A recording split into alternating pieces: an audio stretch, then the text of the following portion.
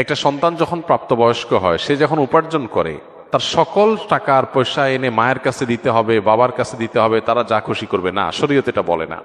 শরীয়ত বলে সম্পদ যে উপার্জন করেছে এর ব্যাপারে অধিকার একমাত্র তার।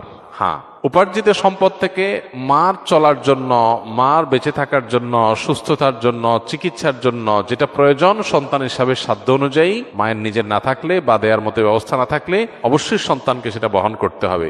আর স্ত্রীর সর্বাবস্থায় স্বামী হিসাবে স্ত্রীর ভরণ পোষণ এটার ব্যবস্থা করতে হবে। এর বাইরে উদ্বৃত্ত টাকা সেটা ছেলে কি মাকে উপহার হিসাবে অতিরিক্ত দিবে, না স্ত্রীকে দিবে, না কাকে কত দিবে, নাকি আদৌ কাউকে না দিয়ে নিজের অ্যাকাউন্টে রাখবে, এটা একান্ত তার ব্যাপার। এখানে শরীয়ত মা বাবাকে ইন্টারফেয়ার করার অধিকার দেয় নাই সেইভাবে যেভাবে আমাদের অনেক মা বাপ মনে করেন যে তাদের অধিকার আছে। ছেলে বিদেশ গেছে, উপার্জন করে টাকা পাঠাবে সব বাপের নামে মায়ের নামে, তারা যা খুশি করবে, তারা সেখান থেকে বৌমাকে যা দেওয়া দিবে আর যা দেওয়া দেওয়ার না দিবে না। এভাবে আসলে ইসলাম মা বাবাকে এতটা অধিকার দেয় না যে সম্পদ সারা জীবন যা কামাই করবে সব বাপ মা যা ইচ্ছা তা করবে। জি না, এই সুযোগটা নেই। অনেক মা বাবা এটা জানেন না এবং এখানে অনধিকার চর্চা করেন তারা। সন্তান হিসাবে অবশ্যই মা বাবার সামনে যত বেশি সম্ভব নিজেকে বিনয়ী করে তুলবে, সমর্পণ করবে, তাদের কথা মতো চলার চেষ্টা করবে। তাদের লাগবে 10 টাকা, সম্ভব হলে 15 টাকা দিবে। তাদের যা দরকার তার চেয়ে বেশি দেওয়ার চেষ্টা করবে, তাদের চাহিদার চাইতে বেশি সেবা করার চেষ্টা করবে। এটা সন্তানের জায়গা থেকে তার মানসিকতা থাকা উচিত। মা বাবার প্রতি কর্তব্য বোধের জায়গা থেকে তারা আমাদের মা বাবা।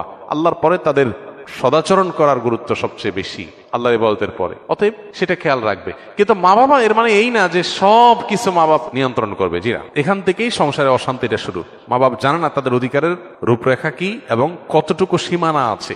এর বাইরে তারা মা বাপ হিসাবেও অধিকার চর্চা করতে পারে না বা তাদের ক্ষমতা তারা জাহির করতে পারে না। এটা আমাদের সমাজে জানাশোনা নেই। এই জায়গা থেকে সমস্যাগুলো তৈরি হয়। একটা হাদিস আছে, সেখান থেকে কিছুটা অনেকে ভুল বুঝেন। হাদিসটার হলো এই, নবী সাল্লাল্লাহু আলাইহি ওয়াসাল্লাম বলেছেন, আনতা ওয়া মালুকা লি আবিক, তুমি এবং তোমার যাবতীয় এবং সমুদয় সহায় সম্পদ সব তোমার বাপের, মায়ের, বাবা মায়ের। এই হাদিসের মানে অনেকে মনে করে যে কেউ যা কামাই করবে সারা জীবন যত কিছু করবে সব বাপ মার।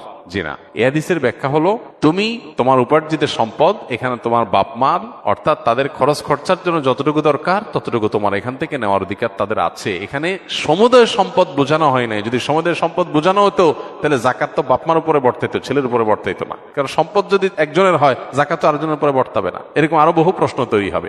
এই জন্য এই হাদিসটার ব্যাখ্যা আমরা অনেকে ভুল বুঝি এবং এর ফলশ্রুতিতে অনেক মা বাপ একটু বাড়াবাড়ি করেন, সীমা লঙ্ঘন করেন এবং সেক্ষেত্রে স্ত্রীর সাথে ছেলের দূরত্ব তৈরি হয়। এগুলো আমাদের ব্যালেন্স করতে হবে এবং একইভাবে আপনার সম্পদের ব্যাপারে স্ত্রীরও এই মানসিকতা থাকতে হবে যে স্বামী তার উপার্জন করার পর আমার ভরণ পোষণ ঠিকঠাক মতো দিচ্ছেন কিনা। যদি দেন, এরপর বাকি সম্পদ তিনি কি করবেন? তিনি কি তার মাকে দিয়ে দিচ্ছে অতিরিক্তটা, না ভাইকে দিয়ে দিচ্ছে, বোনকে দিয়ে দিচ্ছে? এটা একান্ত তার ব্যাপার। আমার এটা নিয়ে মাথা ঘামানোর দরকার নাই, হেডেক নেওয়ার দরকার নাই। বেশিরভাগ মহিলাই অহেতুক পেরেশানি করে নিজেও কষ্ট পায়, সংসারটাকে অশান্তি করে।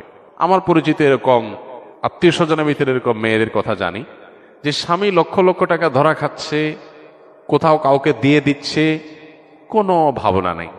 আমার তো এটা দেখার দরকার নাই। আমার দেখা দরকার হলো যে আমার ছেলে মেয়ে এবং আমার ভরণ পোষণের ব্যবস্থা সে করছে কিনা। সেটা যদি সে না করে, আমার অধিকার যদি সে খর্ব করে, সেগুলো যদি সে মানুষকে দিয়ে দেয়, তাহলে অবশ্যই আমি সেখানে দাবি তুলব, যথাযথ নিয়মে আমি আর্গুমেন্ট করব। কিন্তু আমি আমারটা যথাযথ পাচ্ছি, আর দরকারটা কি? বেশিরভাগ মহিলারা স্বামীকে চায় কবজার ভিতরে আনতে, কন্ট্রোলের ভিতরে আনতে, যে আমার কথা উঠবা, আমার কথা বসবা, আমার কথা এদিক ঘুরাবা, আবার এদিক গাড় ফিরাবা। এই যে স্বামীকে গোলাম বানাতে চায়, এটা আরেক সমস্যা। তাহলে একদিক থেকে মা বাপের সমস্যা, আরেক দিক থেকে বইয়ের সমস্যা। এই সমস্যাটা কেন হয়? কারণ তার কতটুকু অধিকার আছে এটা সে জানে না। তার যতটুকু অধিকার আছে তিনি তার চাইতে আরো বেশি খাটাইতে চেষ্টা করেন। এটাই হলো একটা ভুলের জায়গা। দাম্পত্য জীবনের সুখ শান্তির জন্য এই জিনিসগুলো অনেক গুরুত্বপূর্ণ। এই জন্য বিয়ের আগে ট্রেনিং হওয়া দরকার।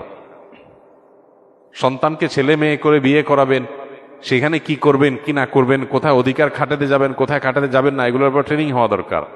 আমার অনেক দিনের স্বপ্ন ইনশাআল্লাহ এরকম একটা ট্রেনিং ডেভেলপ করার, যে বিবাহ ইচ্ছুক ছেলে মেয়েরা এই ট্রেনিং করবে।